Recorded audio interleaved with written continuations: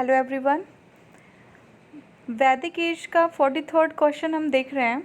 First question देखते हैं, who among the following road on the original homeland of Aryans. ठीक है, Aryans के ओरिजिनल होमलैंड के बारे में किसने लिखा है। ठीक है, ऑप्शन है हमारे शंकराचार्य, एनी बेसेंट, विवेकानंद, बाल गंगाधर तिलक। तो जो सही उत्तर है वो है बाल गंगाधर तिलक। बाल गंगाधर तिलक जी ने एक बुक लिखी थी जिसका नाम है the Arctic home in Vedas. ध्यान रखिएगा, बुक का नाम the Arctic home in Vedas.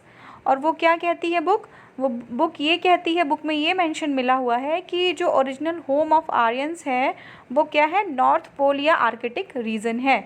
लेकिन ये जो थियरी है वो थियरी को डिस्कार्ड कर दिया जाता है, उसको नहीं अमान्य कर दिया जाता है जो इतिहासकार होते हैं उस समय के। ठीक है, नेक्स्ट क्वेश्चन है, द नेम ऑफ स्क्रिप्चर इन विच पुरुष मेधा वॉज मैंशन।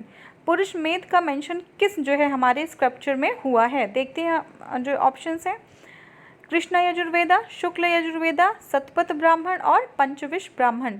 तो जो अश्वमेध यज्ञ है वो मेंशन होता है शतपथ ब्राह्मण में। ठीक है ना, देखते हैं।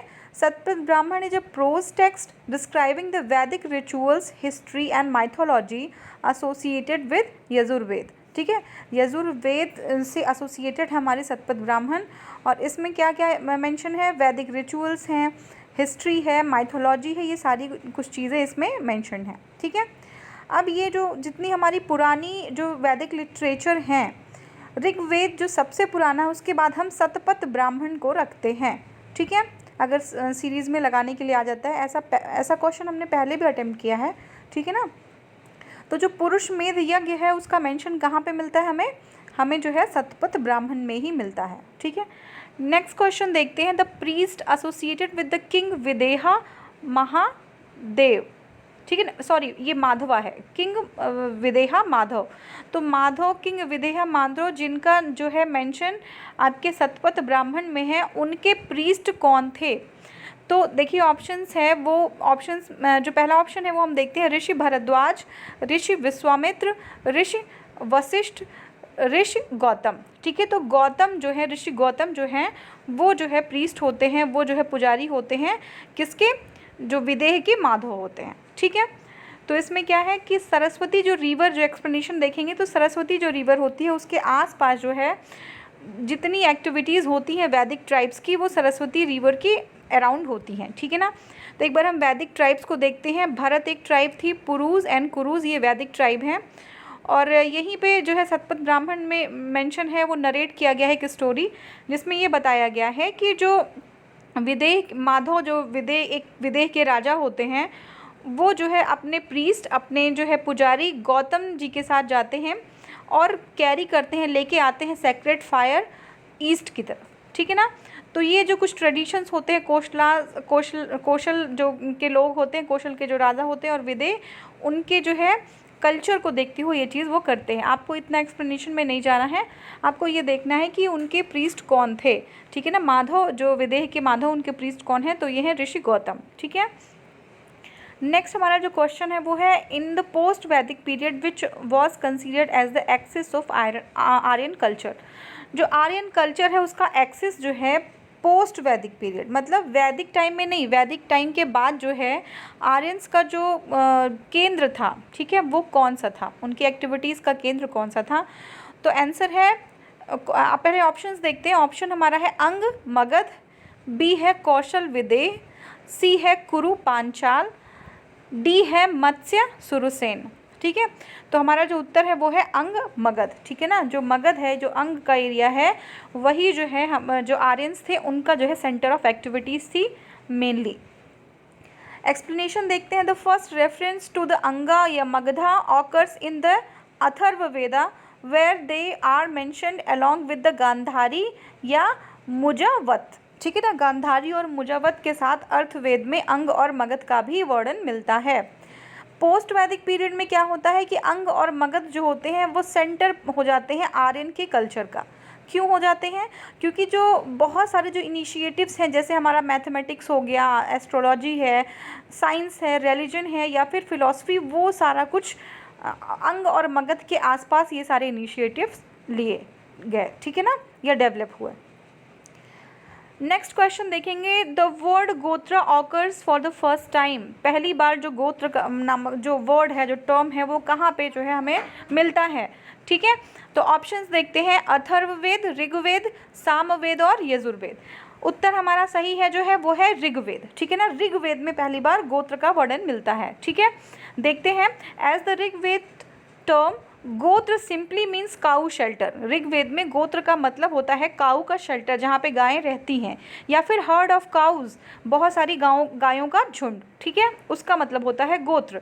लेकिन अगर स्पेसिफिक मीनिंग देखी जाए तो उसका मतलब होता है फैमिली, लीनियज, किन। मतलब एक फैमिली या लीनियज मतलब कैसे एक लोग दूसरे लोग से रिलेट करते हैं, इसका अर्थ जो है गोत्र से लगाया जाता है। ठीक है ना, as it were herd within the enclosure. Enclosure मतलब क्या होता है कि कोई एक ऐसा पर्टिकुलर एरिया जहाँ पे वो हर्ड्स रहती हैं। ठीक है, तो गोत्र का मतलब होता था काउ शेल्टर, और अब जो है फैमिली, लीनियज वगैरह से गोत्र को रिलेट किया जाता है। Is relatively more recent, first recorded around the post Vedic period. तो जो ये फैमिली और लीनियज जो हम गोत्र से जिसको कनेक्ट करते हैं वो मोस्ट रिसेंट मतलब इतना भी नया नहीं है, लेकिन हाँ ये पोस्ट वैदिक टाइम का है, वैदिक टाइम का नहीं, जो है थोड़ा पोस्ट वैदिक जो है पीरियड का है। ठीक है, नेक्स्ट क्वेश्चन हम देखेंगे, the religion of early Vedic Aryans were primarily of. ठीक है, जो हमारे अर्ली वैदिक आर्यंस थे उनका जो धर्म था मेनली वो क्या था।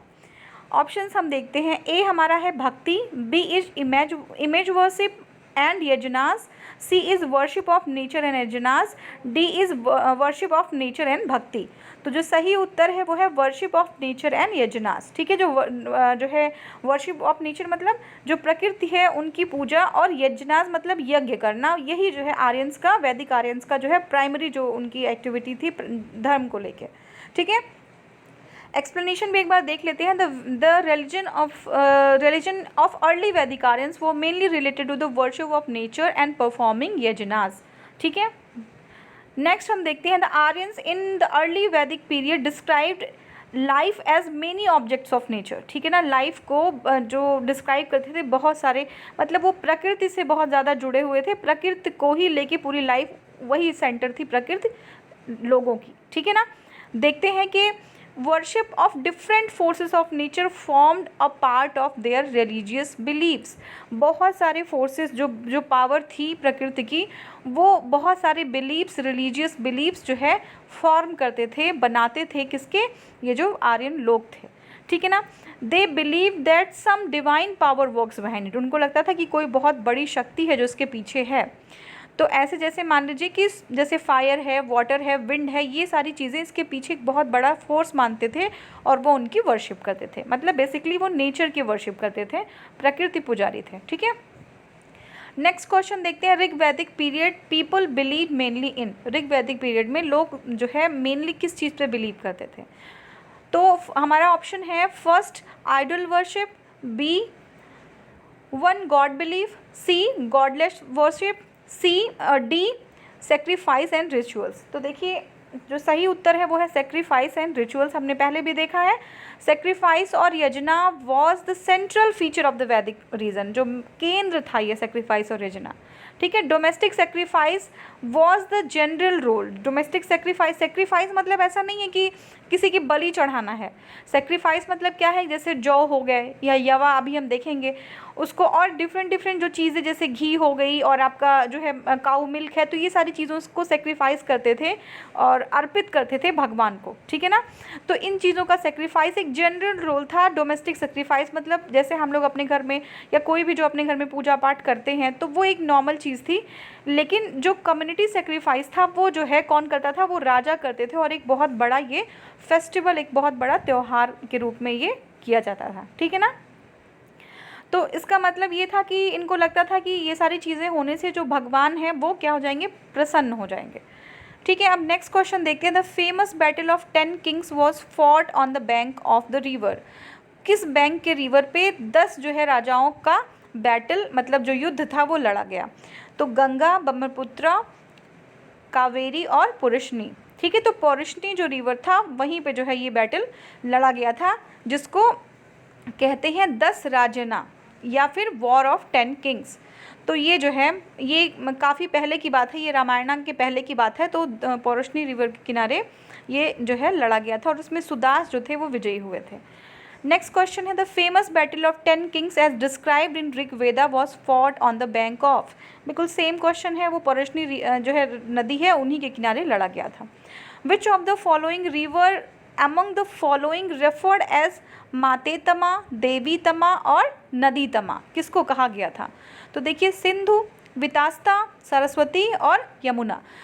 हमारा जो सही उत्तर है वो है हमारा सरस्वती। सरस्वती जो रिवर है उनको मोस्ट पायस मतलब सबसे पवित्र और रिस्पेक्टेड रिवर का दर्जा मिला था, उनको उसका स्थान मिला था। और सरस्वती रिवर को क्या कहते थे? मातेतमा मतलब सब माताओं में बेस्ट माता। देवी तमा सारी देवियों में सबसे जो है जो सबसे आपकी पूजनीय जो देवी थी उनको सरस्वती देवी को कहा गया था, सरस्वती नदी को। और नदी तमा सारे नदियों में सबसे जो पवित्र नदी है वो सरस्वती नदी। ठीक है। नेक्स्ट क्वेश्चन देखते हैं। Give the name of the tribe which is not related to the Panchajana of the Rigvedic Aryans. कौन सा ऐसा ट्राइब है जो पंचजना जो ऋग्वैदिक आर्यन जो ट्राइब्स थे उस पंचजना थे उनमें नहीं है। ठीक है, कौन नहीं है उनको हमें अलग करना है। तो ऑप्शंस देखते हैं, यदु, पुरु, तुर्वासा और कीकट। ठीक है, यदु, पूर्व, तुर्वासा और कीकट। तो जो कीकट हैं वो नहीं थे। ठीक है ना। 5 कौन थे हम देख लेते हैं। देखिए ये आपके जो 5 क्लेन्स थे उनके फाउंडर कौन थे? यदु, तुर्वासा, दुर्या, अनु और पुरु। ठीक है ना। इसमें कीकट नहीं थे। ठीक है ना, तो कीकट को हम सेलेक्ट कर लेंगे क्योंकि पूछा है कौन नहीं थे। नेक्स्ट क्वेश्चन है in the ancient period chief livelihood of the Aryan was. जो मेन जो सोर्स था अर्निंग का या जो भी जिस तरीके से अपनी ज़िंदगी वो चलाते थे वो क्या था? एग्रीकल्चर था, हंटिंग था, बिजनेस था या क्राफ्ट था? तो उनका जो मेन सोर्स था वो हंटिंग था। ठीक है ना। अब एक्सप्लेनेशन देखते हैं। In ancient time the Aryans were known as the nomadic hunters. Nomadic मतलब क्या होता है? जो एक स्थान पे नहीं रहते हैं, वो मूव करते रहते हैं, वो ऐसे जो है हंटर्स थे वो लोग। They were dependent on the hunting for their livelihood. अपनी ज़िंदगी चलाने के लिए वो हंटिंग पे डिपेंडेंट थे, उन पे आश्रित थे। Agriculture had no importance in their life. तो एग्रीकल्चर का कोई जो है इम्पोर्टेंस विशेष नहीं था उनकी ज़िंदगी में। The evidence of the permanent shelter were found only during the post Vedic period of Aryans. जो आपका परमानेंट शेल्टर है मतलब किसी एक जगह आदमी घर बना के और वहीं पे रहता है, वो मूव नहीं करता बार बार कि आज चलो छोड़ के वहाँ चलते हैं, ऐसा जो सेटलमेंट था वो वैदिक पीरियड के टाइम पोस्ट वैदिक के टाइम में आया था। ठीक है। नेक्स्ट क्वेश्चन देखते हैं। द वर्ड यवा mention in Rigveda is used for which agricultural products. जो यवा है, यवा मतलब क्या होता है? अब जौ एक जैसे मिलता भी है, तो वही पूछ रहा है जो यव है वो ऋग्वैदिक के कौन से एग्रीकल्चरल प्रोडक्ट से मैच करता है। ऑप्शन देखते हैं, barley, gram, rice and wheat. ठीक है, तो बार्ली जो है वो यव या जौ से जो है उसका दूसरा नाम है। ठीक है, देखते हैं। द वर्ड यवा mentioned in the Rigveda is used for the food grain barley. ठीक है। नेक्स्ट क्वेश्चन जो है वो है the system of governance prevalent in the वैदिक एरा। जो कौन सा गवर्नेंस का सिस्टम था जो वैदिक एरा में था? तो देखते हैं, ऑटोक्रेसी या autocratic government, democratic government, Republic या फिर मोनार्की, डिसेंडेंट मोनार्की। कौन सा सिस्टम था? तो हमारी मोनार्की थी। और कौन सी? Descendant monarchy. मतलब क्या होता है? राजा का जो पुत्र है वो आगे चल के राजा बन जाएगा, ऐसा सिस्टम था।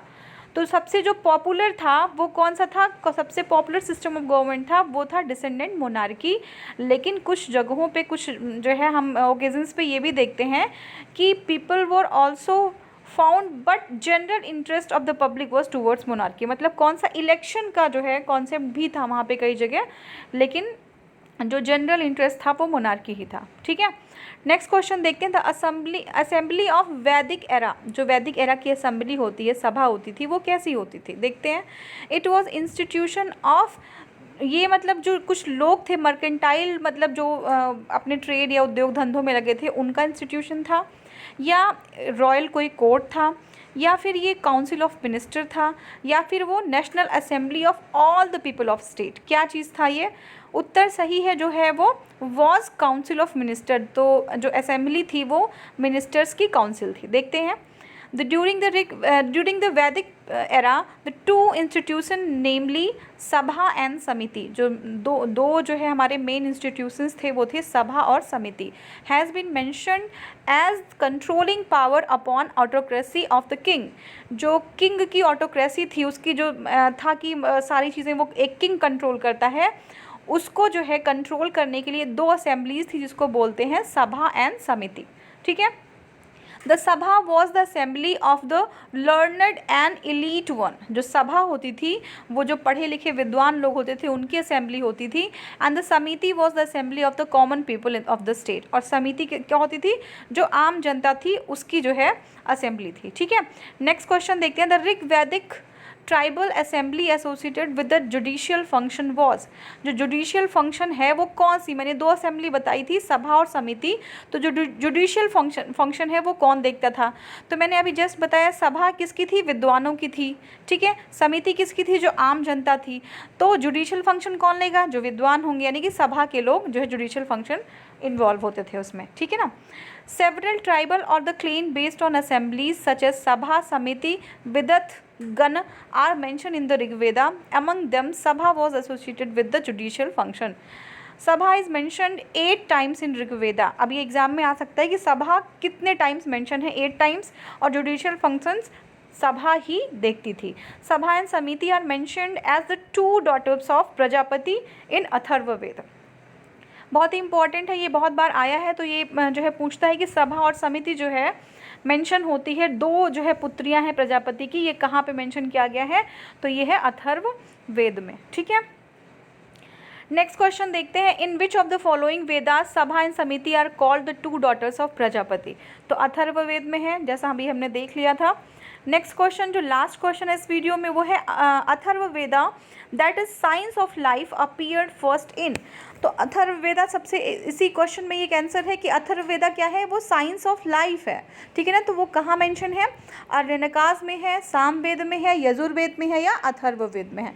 तो जो सॉरी, ये अथर्ववेद नहीं, ये मैं आयुर्वेदा है ये। ठीक है, आयुर्वेदा साइंस ऑफ लाइफ है और ये कहाँ पे मेंशन है? ये अथर्ववेद में मेंशन है। ठीक है, एक्सप्लेनेशन देख लेते हैं। अथर्ववेदा या Ayurveda is the science of life, और ये जो है फर्स्ट टाइम अथर्ववेद में मेंशन है। Ayurveda is an Upaveda of Atharvaveda. ठीक है ना। जो आयुर्वेदा है वो उपवेद है, वेद और एक उपवेद होता है। तो उपवेद है किसका? अथर्ववेद का। ठीक है, it is also considered as the Upanga of Atharvaveda. उप अंग किसका है? अथर्ववेद का। ठीक है, it describes the thoughts and superstitions of the common people. ठीक है ना, जो विचार हैं, जो सुपरस्टिशंस हैं, ठीक है ना, जो आम जन है उसके बारे में ये बात करती है। It comprises the various contents such as the disease prevention, और ये आपका लॉयल्टी, मैरिज और प्रॉपर्टी, ये सारी चीज़ें जो डिजीज़ प्रिवेंशन है, कोऑर्डिनेशन है, लॉयल्टी है, मैरिज है, और ये सारी चीज़ें जो है मेंशन की जाती हैं किसमें? आयुर्वेदा में मेंशन्ड है। ठीक है, तो ये था एक्सप्लेनेशन और ये आपके 20 क्वेश्चंस थे। नेक्स्ट वीडियो में मिलते हैं और जो आगे के 20 क्वेश्चंस हैं। Thank you so much for watching. Thank you.